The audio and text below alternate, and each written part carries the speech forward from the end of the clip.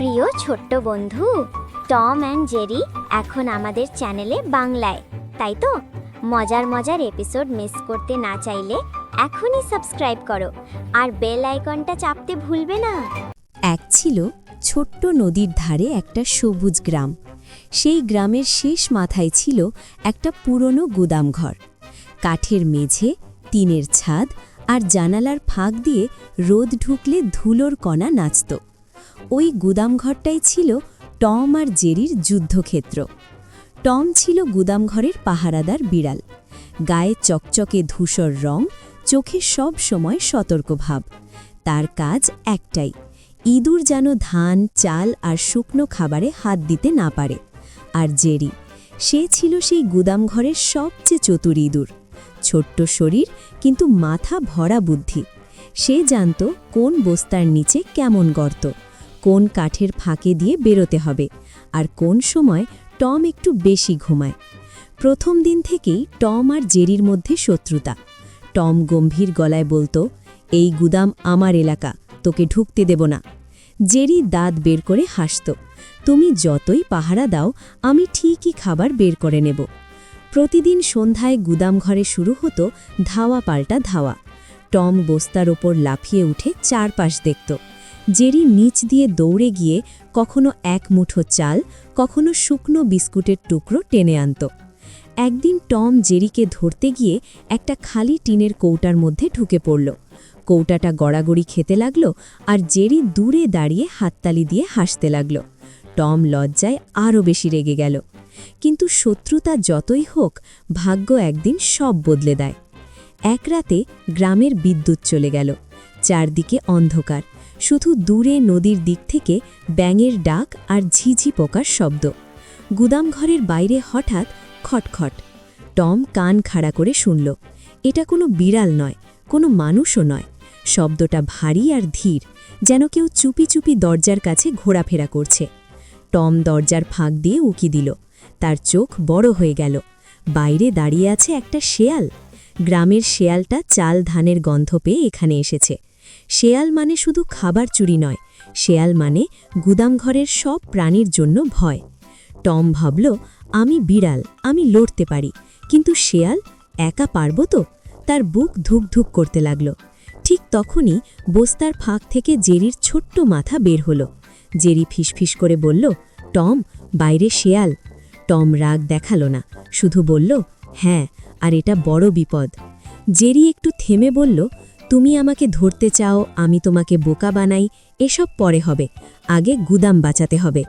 Tom বিস্ময়ে তাকালো, তুই আমাকে সাহায্য করবি? জেরি বলল, আজ রাতে যদি গুদাম নষ্ট হয়, কাল তোমার পাহারা থাকবে না, আমার খাবার থাকবে না, আমরা দুজনেই হারব। টম চুপ করে মাথা নাড়ল। এবার সত্যিই তারা এক টিম। জেরি দ্রুত গুদামঘরের ভেতর দৌড়ে গেল। সে জানত এখানে একটা পুরনো ঘণ্টা আছে, যেটা গ্রামে বিপদ হলে বাজানো হয়।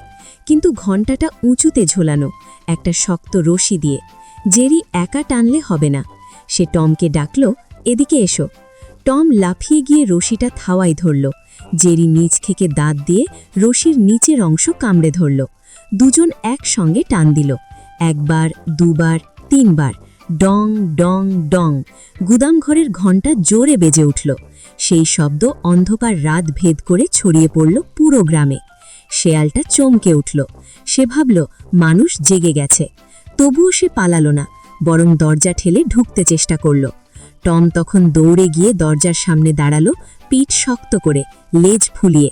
শেয়াল দরজায় থাবা দিল। টম ফোঁস করে উঠল।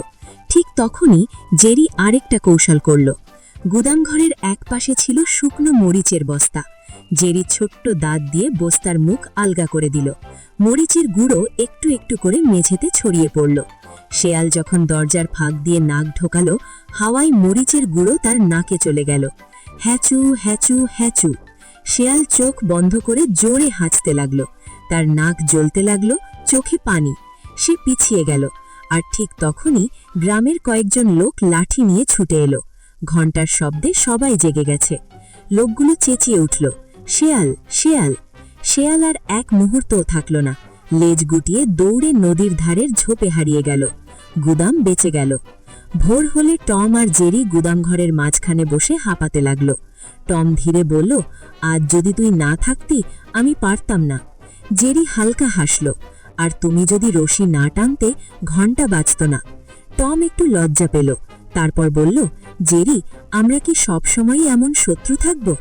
জেরি বস্তার উপর উঠে বলল, শত্রুতা খেলায় ভালো লাগে, কিন্তু বন্ধুত্ব জীবনে লাগে। সেদিন থেকে তাদের সম্পর্ক বদলাতে লাগল। টম এখনও গুদাম পাহারা দেয়, কিন্তু অকারণে জেরিকে ধাওয়া করে না। আর জেরিও এখন খাবার নেয়, কিন্তু শুধু নিজের জন্য নয়। গুদামে নষ্ট হয়ে যাওয়া টুকরো, পড়ে থাকা দানা, সেগুলোই বেশি নেয়, যেন ক্ষতি কম হয়। একদিন গ্রামের ছোট্ট একটা মেয়ে গুদাম ঘরে এসে বলল, টম, তুমি আজ খুব শান্ত। টম শুধু চোখ টিপে দিল। দূরে আলমারির কোণ থেকে জেরি মাথা বের করে হাসল। এখন গুদামঘর আর যুদ্ধক্ষেত্র নয়, এটা টম আর জেরির এক অদ্ভুত বন্ধুত্বের জায়গা। তারা বুঝে গেল, একই ছাদের নিচে থাকলে শুধু লড়াই নয়, একসঙ্গে বাঁচারও পথ খুঁজে পাওয়া যায়। প্রিয় ছোট্ট বন্ধু, যদি তুমি গল্পের জাদু চ্যানেলে নতুন হয়ে থাকো এবং নতুন নতুন মজাদার ভিডিও দেখতে চাও, তাহলে দয়া করে চ্যানেলটি সাবস্ক্রাইব করে বেল আইকনটি অন করে দাও, যেন কোনো মজাদার ভিডিও মিস না হয়। গল্পের জাদু, গল্পে গল্পে জাদু ছড়ায়।